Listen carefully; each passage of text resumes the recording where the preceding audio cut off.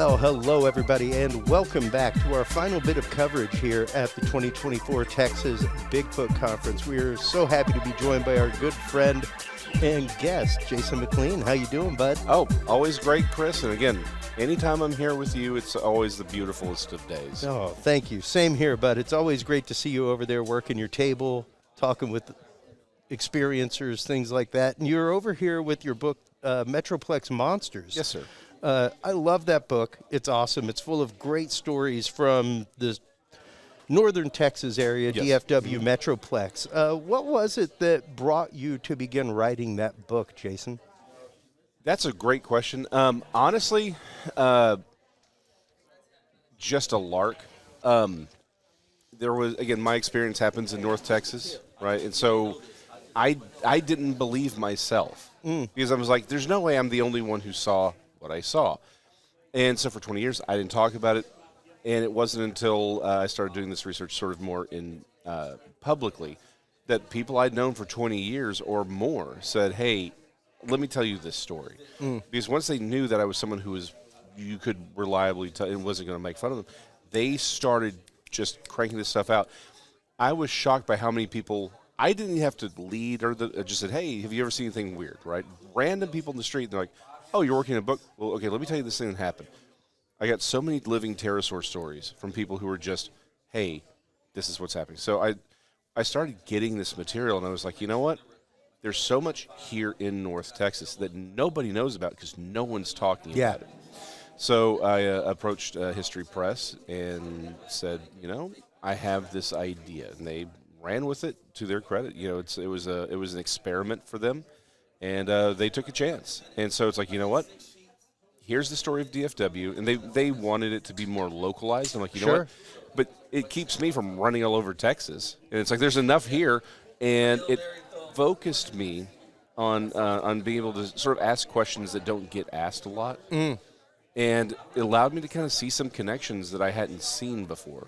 Because sometimes when you have to have a laser focus and you're artificially trapped within a concept, it allows you to explore things you wouldn't have normally explored. Yeah. And taking different angles. And so that's why I really love writing the book. And plus, it's a love letter to where I grew up, right? Sure. You know, native Dallasite. How often do you get to write about Italy, Texas? Yeah. Right? Yeah, it's true. So, yeah, it was just a chance to, throw a little thing in there about where I grew up, the places I lived, some of the lore I grew up with, and other lore that I had to find. And it's like, oh, hold on. And then you start seeing connections that you, again, previously didn't see. So mostly it was just I had an opportunity, and I took it. So, sometimes life works out that way. Well, and, much like an experience, sometimes life works out that way. You were not out looking for an experience when yours happened to you. You weren't, an extreme believer in such things when your experience happened to you. Your experience just organically happened. Yeah. No, I was a kid fishing. I was 12 years old. And I didn't believe me for a number of reasons. But again, the number one is, how could I be the only one who saw this thing? Come to find out, I was not the only one who saw this thing. A lot of people have seen them. But the problem is there's always that societal pressure to not see the thing. Yeah. And that was one of the major takeaways from writing this book, was how often people were like, oh, I can talk to you about this? Good. Let me tell you this crazy story of this thing that happened to me, and I can't tell my family, I can't tell my friends, because they're going to look at me like I'm nuts. The societal pressure to not see a thing is, in my experience, probably the biggest wall to gaining actual understanding about the phenomena, right? Yeah. Because you have to, if you don't talk about a thing, if you don't work it out, and go through bad ideas and good ideas and refine. Right. If you don't do those things, you can't come to a conclusion. I'm a huge believer in the Worth-Sapir hypothesis.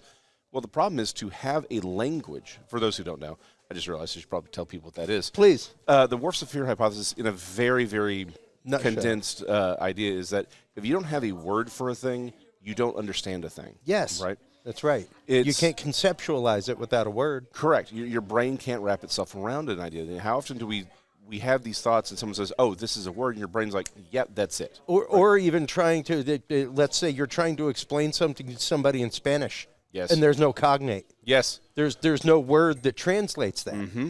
100%. So in the same way, if we're not talking about things, we don't have a way to build vocabulary around it. Yeah. And so much of our vocabulary around the bizarre, the paranormal, has been stripped from our language because we've become, honestly, the new religion is materialism, right? Material science, and there's only one version of science that's even allowed, right? All the traditional views of how things can be interpreted and understood, and in conversations that we're allowed to have even 100 years ago have been wiped for this exclusively material viewpoint. And so all this, there was language that was very commonplace, even a century or 120 years ago, that's gone now. Well, yeah. And when you look specifically at words, descriptors, things like that, like one of the things that I use regularly is the term occulted. And people look at me like, oh my God, you're talking. No, I'm not. I'm talking about nothing demonic. I'm sorry if you have the modern idea of occult in your head. But the term occulted means knowledge that has been hidden away. Correct. So when I say the words occulted, it means like this is something that has been either hidden from society or that science is not paying attention to and has stuck it in a side drawer. Right. And that was probably one of the most revealing things that I've learned over the last few years is it isn't some giant warehouse in the middle of Nevada. Yeah. Right? Yeah. The all of the world's knowledge it's not under the Vatican. It's behind a paywall at a university. Right? There's papers, all these things have been written about. The problem is it's talked about here, but that societal pressure to not have those conversations keeps it there. So it never actually hits the mainstream for people to converse and understand these situations. And again, it's you don't want to be the crazy person. I didn't want to be the crazy person. Prime example. Last night, I was sitting with our good friend Daniel Allen Jones from the Vortex. He's the MC at the event. And we were talking about his continuing work into the Aurora project, into Aurora, Texas, and the crash there. And I was like, new developments, man. Like, I'm getting ready to share a bunch of documents from the Hayden Hughes files with him via permission on the Aurora case, all kinds of things. I was like, what have you found recently? And he apparently went to UNT, or maybe it was UTA. I think it was UTA. It would be UTA. And went to and ended up meeting the archivist at UTA. Really? And was like, hey, he just went to hear this guy speak. The archivist happened to be there. He got into conversation with him and was like, casually, was like, I'm doing some research into the Aurora, Texas event, and the possible crash there. And he was like, oh, yeah, like the windmill thing. It's like, yeah, that's the one. And he's like, oh, we have tons of stuff downstairs in the microfiche and things like that. And ended up taking him down. He found all kinds of, like, instead of just snippets of the articles, actual articles, full articles, things like that he was able to get access to. This dude was so verved, he got back in touch with him and was like, hey, if you have a chance to come back, here's a bunch of other stuff I found for you. Totally occulted, sitting down, not hidden by any nefarious means. Right. It's just the archives of the Dallas Morning News that somebody happened to purchase to help support the Dallas Morning News, because that's what they did back in the day. Like, buy the whole year for your public library and help them out. Things like that. So here was a copy of that from that year that happened to be sitting down in this place that probably since the death of Jim Mars, nobody has looked for that or found it. That's insane. Yeah. The fact that, like, but there was an archivist who was so verved by his interest in the case that he went and did extra work for Daniel and was like, if you have the chance, here's some more sources for you to come back. I'll give them to you. That's amazing. And I guarantee there's more people out there who are willing to do this. That's right. And we live in a time where most of this information can be found. And don't get me wrong, I'm the first one to say, because, again, the industry I pay the bills with. Look it on the internet. Yeah, exactly. It's like, look, there's information that's just lost, right? Yeah. Fires happen. If it's an old enough, if it's not broadly enough distributed, it's going to be gone. Yeah. But there was so much printed in the late 1800s, early 1900s that got out and has been preserved in microfiche. And That's right. There's probably some library out in the middle of nowhere that still has these things. That's right. We have to get out there and get them. But the thing is, people need to know to look for it. That's right. They have to be willing to have the conversation, be willing to ask the question, like, hey, there's a photograph that is out there, has been out there for a very, very long time that I'm looking for, and no one to date has found the original article. And it's of a kid holding what looks to be a ramphoractoid pterosaur. That's one of the very few photographs of, that people always throw out there, and I'm like, that has at least a better chance of being real. Not because most of them have next to no provenance. Yeah. The ones from and you may be like, there's the one of the cowboys back in Arizona. Yes, unperiod and actually fake. Yeah. Most of them are doctored photos. Most of them are something else. Or I can't tell you how often I get sent the picture of a photograph that was taken for Freaky Links. Like it's a known film. Or it was a television show done by Fox, and they had this model. Lauren Coleman has the model. And I was like, no, here's the Civil War, and they're around this dinosaur that looks fake. It's like, no, that was made for a television show. We know. But there's one photograph that has a good chance of being real. I can't say that it's real because we can't find the original article.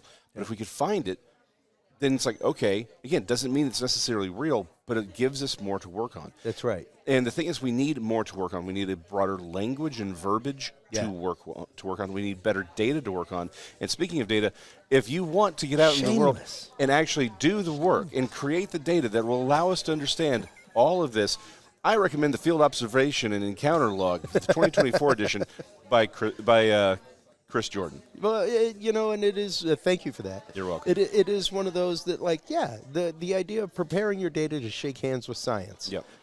And are you ready for that? Are you ready to have that conversation from both sides? Is science ready to have it? Are you ready to have it with science? Yep. Because there has to be that open communication. The idea that, unfortunately, so many researchers hold their research so close. They do not share it. They do not have, as I've said a few times in this show and on others, a ride or die. Yeah. Somebody like a text that you can trust whenever something comes to you and go, hey, man, I need to bang this across your bow. Yep. And they go, well, it's interesting, but take a look at this, take a look at that. Yeah. You have to have somebody that you can implicitly trust like that. Yes. Well, and also you have to have a certain discipline. I think one of the things, being in the community long enough, you talk to people long enough, you recognize the problem is there is a discipline to science, right? Of not living in your own head. Yes. Right. And this is people easily will point to cryptozoology and the paranormal and say, well, look at all this stuff you're just saying in your own head. You're making stuff. It's like, well, hold on. That happens in normal science too. That's right. Right? It's called hypothesis. It's called hypothesis. You're allowed to hypothesize any crazy thing you want given the observation and the data set that you've gathered after the observation. Yeah, exactly. But also test it, work through it, have someone push back. Peer review. There is a discipline to this. That's right. That is missing by a lot of researchers, but it can be developed over time, right? Just as we're developing the language, we need to redevelop the discipline to do good science. Now, is science ready to shake hands with us? 9 times out of 10, no. But there is that one. And the simple fact of the matter is, science grows and changes. There's always pushback from the mainstream view. Yeah. Until the evidence becomes so large you can't ignore it. Yeah. If I thought this was impossible to actually have again, not necessarily even acceptance by science per se, but if I thought that this was a futile effort, I wouldn't be here doing this. That's right. The simple fact of the matter is we can make change in how these things are viewed, how this is understood. How the conversation happens. Yes, or exactly. if it happens. Or if it happens. But we can make those changes if we're willing to put in the work and the time. The problem is we live in a microwave society, and it's like, well, I did this thing. I have this photograph. There's a red circle and everything, and nobody in science is rejected. Therefore, science is like, no. You've got to give them the good stuff. That's right. Right? That means you got to get out there. You got to you got to put down the numbers. You got to get the right evidence. You got to put in the work. with your Number field observation and encounter log, so that you can hand it to them and say, "Here's the real work." That's right. And then they can look at it, and the problem is they may still reject it. But if you build enough consensus around enough people, eventually someone's going to come along. Everyone pretends like Einstein. I know I've talked about this on the show. Sure. Everyone pretends like Einstein writes his 5 major papers, and everyone's like, "Oh, look at how brilliant he is." No one accepted his work.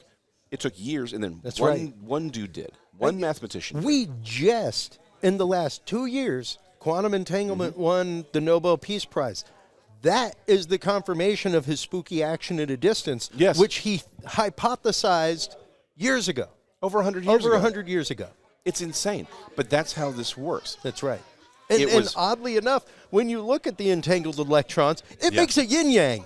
Yeah. It's nuts. Like, the whole thing's insane. For 2,000 years, they've known this idea of quantum entanglement. It's pretty fascinating.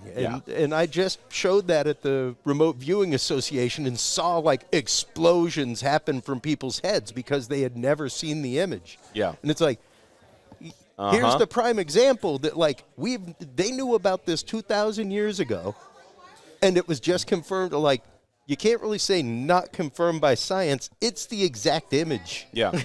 Oh, pretty much portraying the exact same thing. And this also goes back to because we don't have a proper language around this phenomena. Right. I would even suggest one of the things we need to really reconsider is even the act of science itself is just in many ways also an act of folklore. It's a cultural expression. It is a paradigm within itself. But that doesn't mean that doesn't make it invalid. But we also need to understand how we define science, how we're doing it can also be a problem because, again, how often has quote-unquote science failed us? Yeah. Because, again, they haven't lived up to their own standards, but also we artificially box some things in. Yeah. Instead of saying, well, hold on. Again, we need to build a better verbiage. This is all human endeavor. We're all going to screw up. Yeah. And if we can give the right information and the right data, but then also be willing to make the right arguments with the right language, and understand there's going to be pushback. It may take 20 or 30 years, but it's going to work eventually. Yeah, and that's just it. And that is something that science took the effort for over 100 years ago, was realizing that, like, hey, wait a minute, if you're doing this in France and I'm doing this in England, like, we need to have a universal way to communicate this. Yes. You know, like these universalities are there in math. It's a universal language. Oh, yeah. Music, universal language. And I explained that to my son because he's 7. And he's like, yeah, you know, I really want to learn to speak Chinese. Totally randomly, all on his own. So here's an app to teach you some Chinese characters and things like that. But when I explained to him music and the idea of you're learning to read music, you're wanting to learn Chinese, you can already speak to somebody in China. Yes. Because you can write music. Music is a universal language. We've already universally decided that these notes on this staff mean this thing in this meter, in this time, in this signature of music. So from that, a violinist can look at it and understand it. A pianist can look at it, a flautist. Anybody amongst the musical disciplines can look at a piece of music from Africa and read it, can look at a piece of music from China and read it. Yes. It's a universal language, and we have yet to step foot into that realm. And it's something that we were talking about at the Remote Viewing Association. It's called the International Remote Viewing Association. How have we set up for international data sharing? Yes. Because are the terminologies that we're using here cognate in Romania? If you're using this term in America, does it translate to the exact same nuance in Romanian? Yes. Because if it doesn't, we need a new term. Yes. We need a new term. Because to your point, how often throughout history is it where one person says one thing, the other person says the other thing, and the problem is it's a translation, and it's not slightly wrong, off, but it's just off. Slightly off. It misses the nuances that allows you to go, oh, I see what's going on. Yeah, it's like translating a Spanish joke to English. There may be some parts that translate, but it's not a lot funnier in Spanish. Yeah, exactly. And again, with the cultural understanding. That's right. To really wrap your head around this idea, there was actually a manga, a Japanese comic book, recently that was dubbed untranslatable Epic. Because the entire premise of this comic revolves around so many idioms. It's like the whole thing revolves around puzzles, but all of the puzzles require understanding idioms in Japanese context and the language, and so words sounding the same even though they're spelled differently. Yeah. Right. Those kinds of nuances and jokes, and they're like, there's and because no of their way. tense have a totally different meaning. Correct. It's like there's no way to translate this into any other language. It is exclusively something that can only be understood in Japanese. Yeah. Which is to your point. If we are talking about remote viewing or the paranormal or cryptozoology or whatever, if we're using different language, if these ideas are not able to be explained within their full nuance in all these different languages, we're gonna miss things. Yeah. Yeah. We're gonna miss a whole lot. A whole lot. And that's what's going to hold us back from actually making better discoveries. That's right. Yeah. And one of the things that I talk about regularly on shows whenever I guest is the idea of how you communicate that. How do we move from one to the other? And the idea that I give is a picture is worth 1,000 words if you've been there. Yes. Yes. You show a 5-year-old a picture of a wedding reception and they've never been to a wedding, no clue. Yeah. From moment one, you have to explain everything about that picture. Yes. So without the words, without the data that happened in the field when you took the picture, you're now just telling the scientist, look at the picture I took.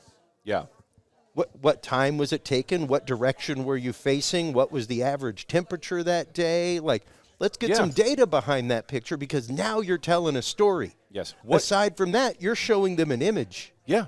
And unless they are somebody who is a photographic analysis expert or something like that, that may be a little bit of a story to them, but even they want to know the circumstances under which the picture was taken.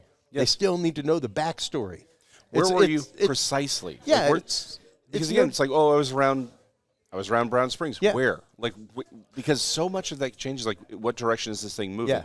Is it moving away from the Red River or towards the Red River? Is there? Yeah. Yeah. It's the data. It's like reading Batman without the backstory. Yes. You don't know Batman's motivation now and why he is so driven to do what he does. Oh, yeah. Because you aren't aware of the backstory. The images may be very impactful. The story may be great. But you don't know the motivation behind the character because you haven't heard the story. And to circle back to this idea of the language, how we do data collecting, how we do writing out the hypothesis and testing these theses, all of that is also part of the language. Language is not just the words and the textbook definition. It is also the understandings. That's right. And the actions. Most communication is nonverbal. That's right. Right? If I say, I love you, Chris. Love okay, you too, man. we have some things. But if I'm like, I love you, you're going to say, okay, maybe there's like, oh, I love you. Yeah. I'm saying the same thing, but all three, the nonverbal cues, how I'm behaving, how the tone, changes those meanings entirely. Exactly. And prime example would be you have children. Feel free to frown at a baby. Yeah.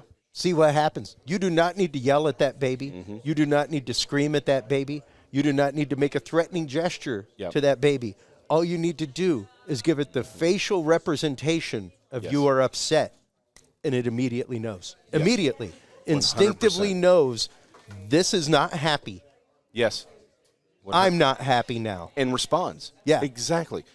So it's, again, in the same way that it's not just the language, having the words, it's also understanding the rest of the nonverbal cues, which is data collecting. And you'll never have to make the mistake with data collecting if you have Chris Jordan's Field Observation Encounter Log 2024 edition.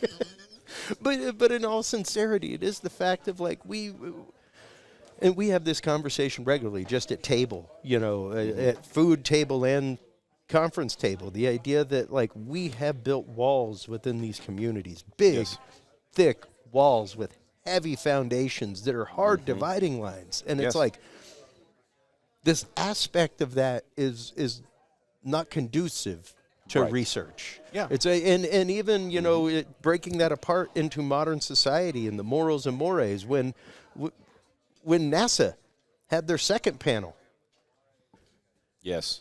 and the director of the NASA panel had to get up and be like, you know, all the online threats to scientists and things like that really don't help scientists want to be involved with your cause. Yeah. It's like that's Just throwing it out there. not helpful. You're asking us to come be involved, and at the same time, you're like, but you're underhanded, and you're involved with this conspiracy to hide information.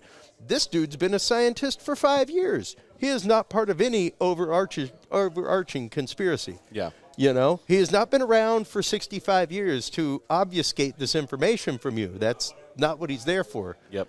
He's just a scientist, Yeah. you know, and you've asked him to be involved, and now you're telling him that, like, he's a part of some horrible thing that he has no idea of. Yeah. He's just a scientist, you know. It's like this feels like mixed messages. It is. You know, It's very mixed messages. It's like we have to be willing to get out there and not just put our ideas out there, but also hear back, push back.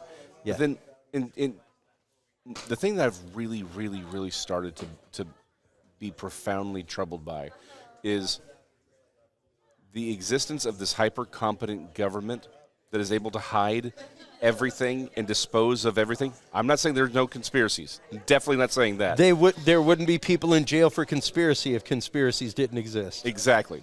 However, that doesn't mean everything in the universe. Like we can't. That's right. We That's can't right. use that for everything. So Yeah. it's like let's let it go.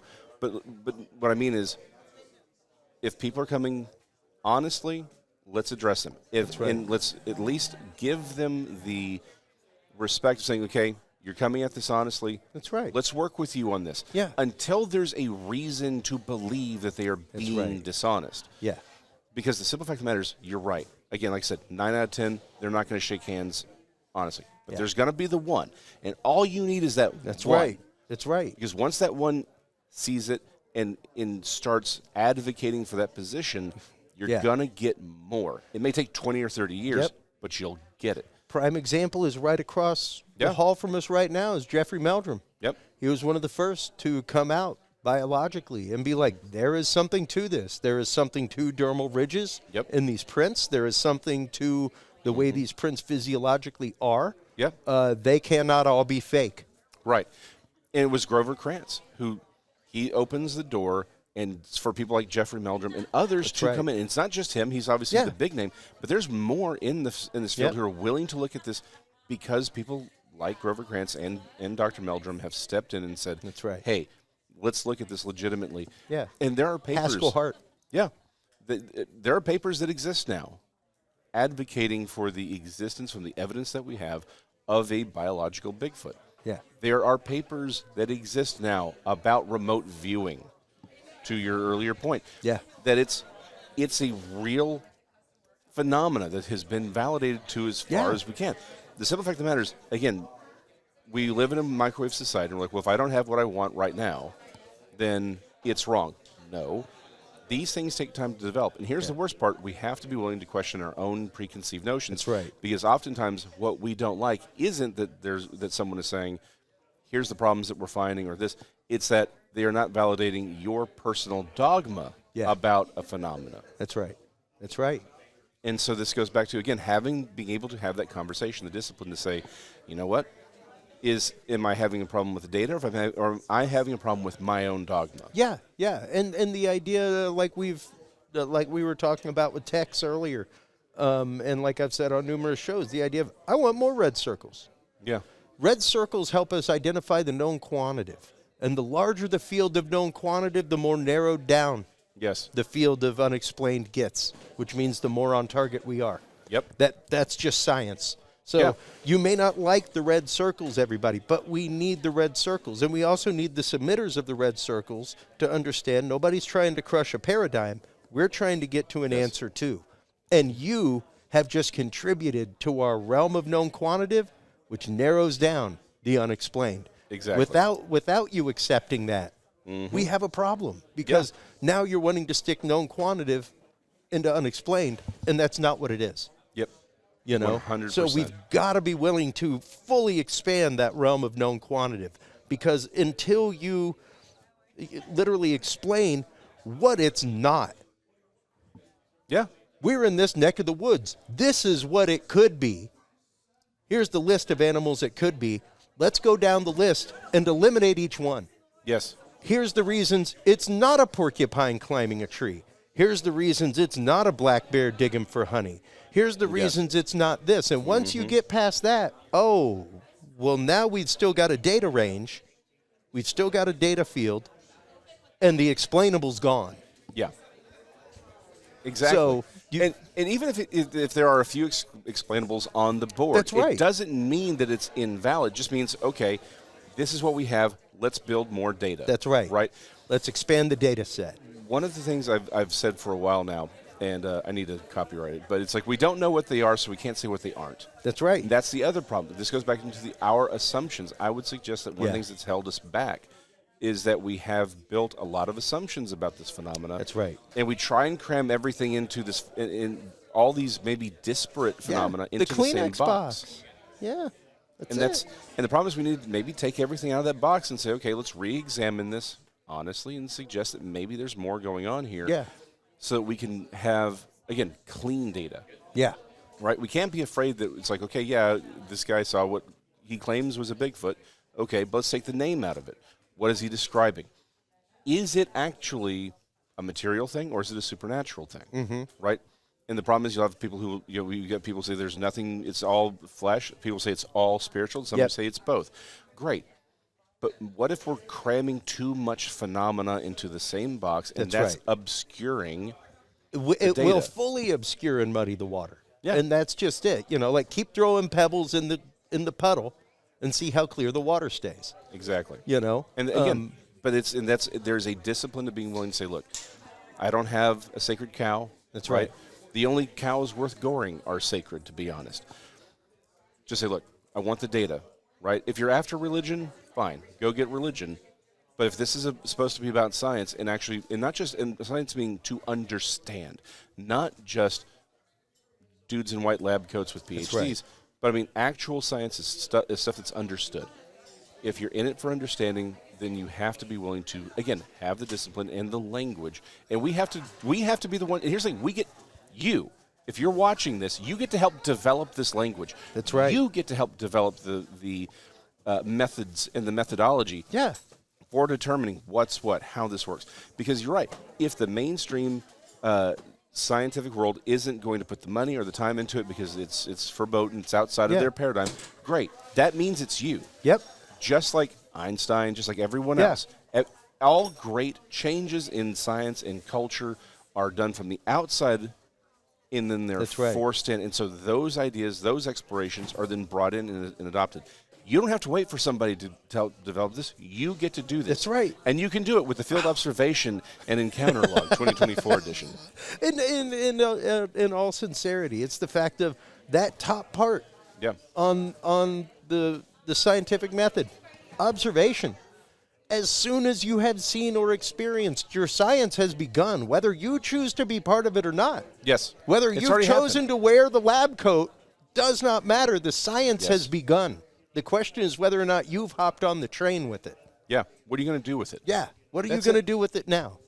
And much like your personal experiences, much like your personal experience seeing a pterosaur in Texas, it catalyzed you. It moved you to a different place in your life. And the stories of other people's experience have moved you further down the line, much like science or anything like that. Yes. You know, it's once you catch the bug for it, it's hard to put it down.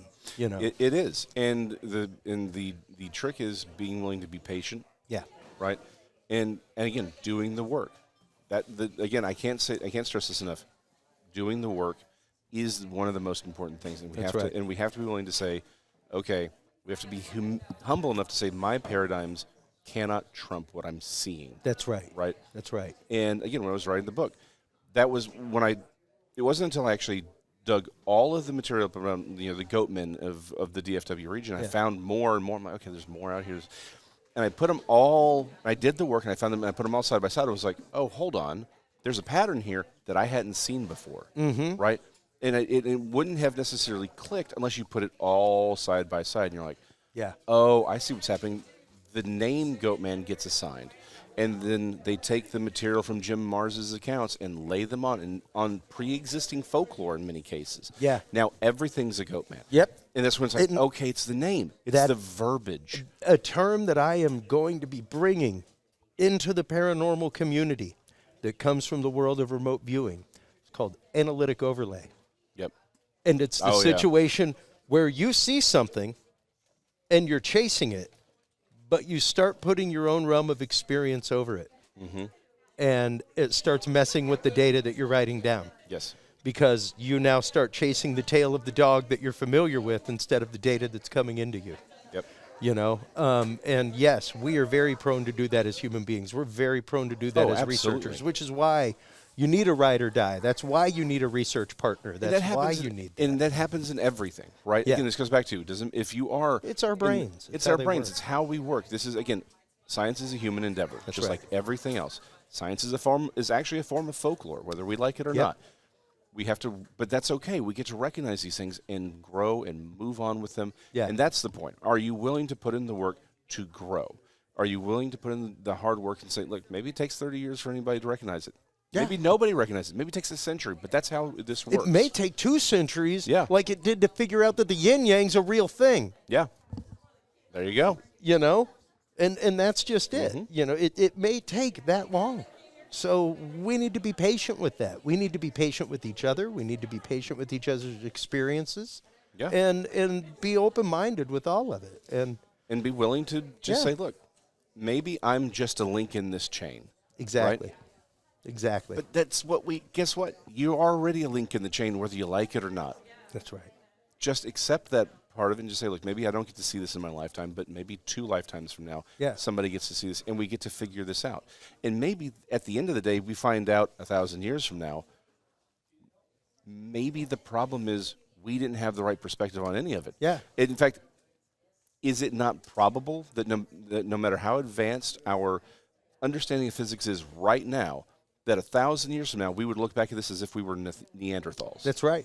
Because there's going to be we develop new technology. That new technology allows us to discover more things, which then says, okay, we were wrong about all this. Yeah. There's a different nuance here. There's something. A prime example that I give people of that exact kind of thing is the big freeze that happened here in Texas a couple years ago when people were like, oh, my God, the grid wasn't prepared. It's like, you know why? Because the last time we had that storm, there was no grid. Yes. Yeah, 100%. There was no grid. So how is somebody 100 years ago, when this storm happens and we didn't have power, going to foresee that? And when you haven't had a storm like that in 100 years, why would you be hardening your system against it? Yeah. And here's the thing. Even 100 years ago, probably wasn't even as bad as that was. This may have been a 1 in 200 or 300 years. Exactly. It's exactly. Like, yes, in history, has there been a time when it got that cold in Texas, that far south? Of course. It's hundreds of years ago. Yeah. Like the last time we really have that recorded was when we were fighting the Santa Ana to become our own nation. That's right. That's the last time it got that cold. So, okay. But you know what? We learned from this one event. Yep. And it's like, okay, so and we need move to forward, and we move our science forward, and we move our preparations forward. 100%. We can do that. You watching us, you can do this with us, with all of us. It's not just the Ken Gerhardts or the Lyle Blackburns or the Chris Jordans or the lovely Jason McLeans that are moving these things forward. You are. But maybe your name doesn't get put on a billboard somewhere. Yeah. Mine should never be put on a billboard. But maybe yours doesn't get put on a billboard or a book or whatever. That's fine. That doesn't make your contribution any less important. In fact, 9 times out of 10, the people who make the most important contributions, they go unsung. That's right. Much like every dude that worked in the lab building the carbon fiber light bulb. Yes. Yeah. It wasn't Thomas Edison. Nope. It was a bunch of people that worked in his lab, like Nikola Tesla. Yeah. Who actively sat every day, day in, day out, experimenting with a light bulb and the chemicals and the materials and everything else. Yeah. It came from Edison Labs. But it wasn't Edison that didn't. It wasn't. The founder of Apple who built every computer. Nope. Or designed them even. That was Wozniak. wasn't Steve Jobs. He had a fantastic idea, and he surrounded himself by people who enacted the idea. Yeah. And who built the idea. You know, not since the garage when he and Woz built the first computer. Yeah. Did he have his hands in actively building a computer? Oh, exactly. You know? And that's how this is going to move forward, right? Yeah. It's going to be a lot of unsung people. That's right. Doing hard work, Yep. creating new language, creating new disciplines. Yeah. And over time, we will come to a better understanding of Yeah. this. But again, we may not come to a full or final understanding of this for centuries, and we got to be okay with that. That's right. We need to be okay with saying this work may not be done in my lifetime, but that's okay. It will get done eventually. What I'm building is a link in a chain that will allow this work to continue and be completed at some future date. Yeah, and even if you're looking at it as my work is merely firing this one brick for the corner of the temple, Yep. the temple doesn't stand without that brick in the corner. Yep, 100%. You know? 100%. So it's like, even if your work is in that small area makes a huge difference in the big picture. Yes. You know, and this is why I love our conversations, because these are the concepts that carry humanity forward. These are the concepts that carry science forward and that bring these two communities of research in the paranormal with laboratory research. Yeah. You know, so thanks so much for the time, man. Let everybody know where they can go to keep up with your research. I know you're coming up. You'll be presenting at the Lake Worth Monster Festival this upcoming weekend. Yeah, this next weekend I'll be there. Be speaking on Metroplex Monsters. Really, right now, Facebook is the best place to find me, and I guess Instagram also. Jason McLean, MCLEAN, just clean with an M in front of it, and you know. Stuff is coming in the future. Unfortunately, I've said that a couple times, but it is coming in the future. We're doing some work. There will be a new website and everything to make life easier for all of y'all, because I hate everything having to be on Facebook. Yeah. You know, because now you're sorting through everything. I try not to put stuff like, look, here's what I've eaten for breakfast, right? Yeah. I don't do that stuff, but, you know, sometimes we need things a little bit more easily findable. So I'm working on that. And make your stuff easily findable, like the field observation log and observation encounter log, 2024 edition, available at Amazon.com. You are more shameless than me, and that's why I love having you on the show. Hey, that's why I love you, Chris. So I appreciate you having me on. Always a pleasure, man. While you are online checking out all of the amazing work of Jason McLean and his amazing book, Metroplex Monsters, make sure to stop on by Curious Realm. CuriousRealm.com is where you can like, follow, subscribe. It's where you can find all of the books, movies, classes from our guests. That's where you can get your copy of the Field Observation and Encounter Log. Thank you so much, everybody, for tuning in to this year's coverage of the 2024 Texas Bigfoot Conference right here in Jefferson, Texas. Remember, it is your open hearts, your open minds that make the conversation, and without the conversation, humanity does not move forward. So take care of yourselves, take care of each other, and stay curious. We'll talk to you soon. Bye-bye.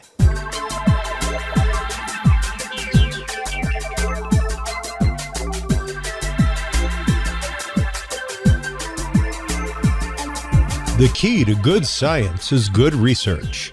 At the heart of good research is a good data set. With the Field Observation and Encounter Log from Curious Research, you can easily keep track of your investigative information all in one place, making it easier to review cases and readily see comparisons and contrasts between them. Whether out in the woods squatching, in a back room gathering EVPs, or using high-tech gear to track UFO, UAP activity, this easy-to-carry, pocket-sized scientific data log is the perfect companion for any field researcher.